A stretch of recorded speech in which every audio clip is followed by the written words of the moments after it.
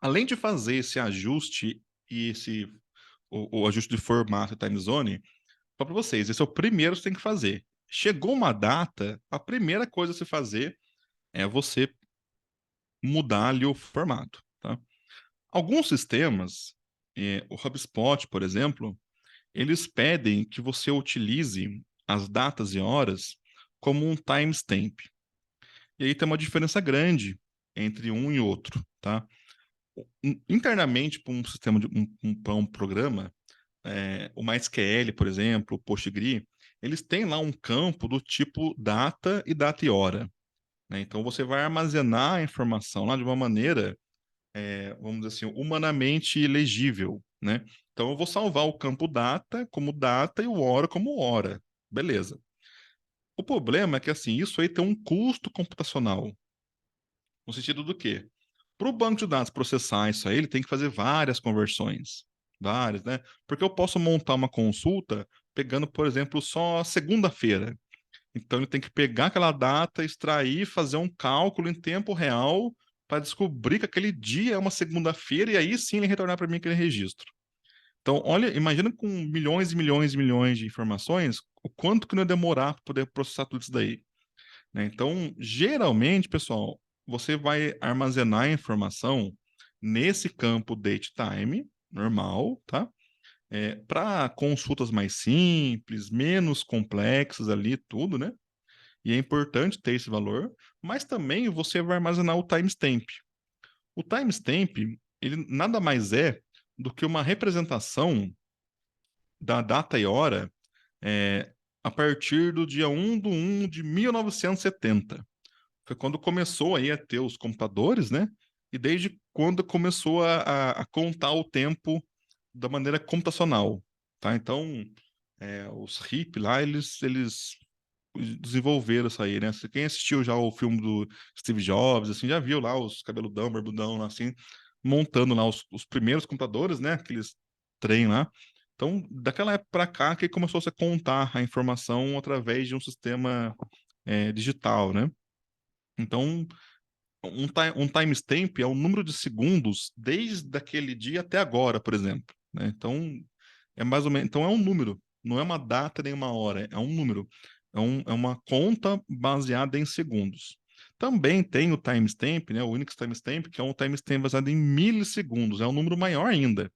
Só que isso aí geralmente você vai utilizar em sistemas de grande precisão, que não é o caso da maioria dos sistemas comerciais e muito menos do sistema que a gente usa para marketing, para tudo, né? A gente vai usar mesmo o segundo ali, né? Então, para vocês verem como é que é interessante essa questão de armazenar informação, né? Vamos pensar no seguinte: é, o timestamp, por ele ser um número, ele é muito mais rápido para uma CPU processar ele, muito mais rápido, porque ela já trabalha com número, né? Então, armazenando no arquivo, a maneira como ele organiza o arquivo, em banco de dados, a gente tem índice natural, né? Índice que ele segue uma ordem crescente. Então, muito mais prático, muito mais rápido para um banco de dados lá e buscar a informação num timestamp do que num data. Porém, a, a, velo- a vantagem para aí, né? Porque no timestamp eu não consigo fazer essas opções de buscar segunda-feira, buscar todo mundo do período da tarde, porque eu não tenho essa informação, eu só tenho uma contagem de segundos, né? Eu não tem como eu quebrar tudo ali em dia para poder pegar o período da tarde, coisa que é perfeitamente possível fazer num tipo de dado, data e hora, né? Então, por isso que é importante saber que você vai salvar a data e hora, e ela vai ter uma aplicação, e você vai salvar timestamp, e ela vai ter uma aplicação também. Lá no curso do MongoDB, a gente vai ver que a gente vai salvar os dois no Mongo, porque os dois têm aplicação, né? Às vezes você quer só buscar um período de tempo, leads do mês passado. Usando timestamp, nossa, retorna muito mais rápido para você. Usando data e hora, já demora mais, né? Mas às vezes você fala assim, beleza, eu preciso, não tem problema demorar, porque eu vou buscar uma consultinha muito específica, que com timestamp não tem como fazer. Então, hoje, o mundo da informática, ele gira com esses dois formatos aí, tá? E o N2N, de novo, né? Você chega no programador e fala assim, ó, cara, é o seguinte, tá vindo aqui informação, né? Então, tá entrando aqui no meu Node no formato ISO, Eu coloquei no formato ISO porque como por padrão o Eno2N trabalha no formato ISO, não tem que ter nenhuma conversão, nada assim, né? Mas olha só, eu vou usar o X, né? Esse X aqui, vocês vão ver depois na referência, ele significa converte para segundos, né? Ó. Então, do dia, deixa eu ver o dia que tá ali, né? Ó. 22 do 10, ó, teve tudo isso aqui de segundo desde o dia 1 do 1 de 1970. Então, eu só varia esse número aqui no banco de dados. Esse número aqui representa essa data e hora aqui, ó. 2022, 10, 13, 20, 42 e 16. Significa, ele armazena essa informação aqui. Então, para vocês verem como é que os sistemas computacionais funcionam, né? Tem uma aplicação, uma aplicabilidade de armazenar o timestamp e tem também a aplicabilidade de armazenar a data e hora. Geralmente você armazena os dois, porque na hora de montar a consulta você decide qual dos dois funciona melhor para você, tá? E o Eno2N, ele também desconverte. Tem muita API que retorna data e hora, sim. O Hotmart retorna data e hora, sim.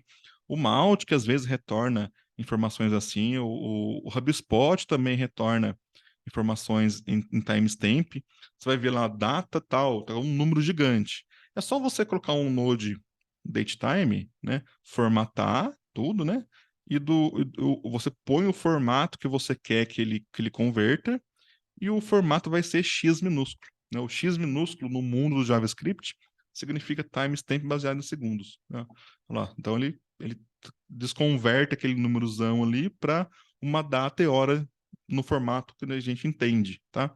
Então, para vocês verem como é que é simples, até isso o Unity simplificou, né? Assim, o conceito é um pouco complicado, mas a prática que de vir aqui e trabalhar com data e hora no Eno2N, né, é extremamente simples, né? Alguém tem alguma pergunta, alguma dúvida aqui em relação ao timestamp?